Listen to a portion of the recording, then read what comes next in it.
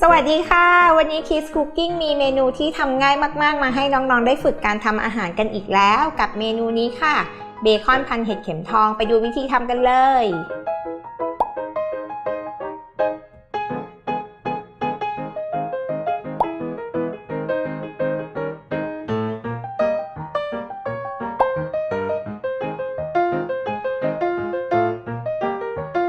เริ่มจากเรานำเบคอนนะคะมาห่อเห็ดเข็มทองแบบนี้ค่ะ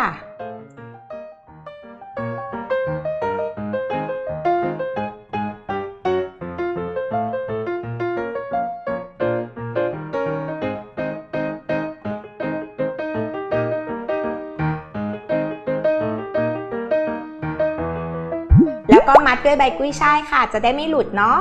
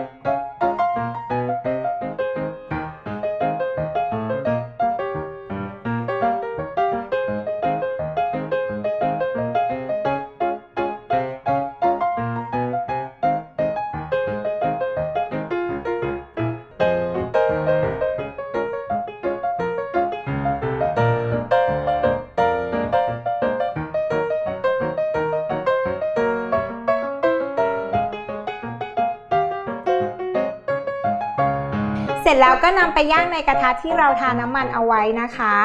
ย่างจนเบคอนสุกเลยนะ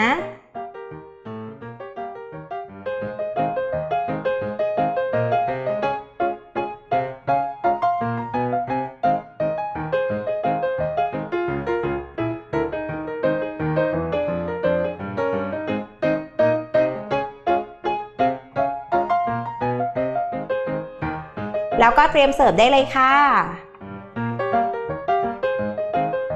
คลิปหน้า Kids Cooking จะมีเมนูไหนมาฝากกันอีกนะคะ กด Subscribe Kids Kitchen เอาไว้ แล้วก็กดกระดิ่งอัปเดตคลิปด้วยนะคะ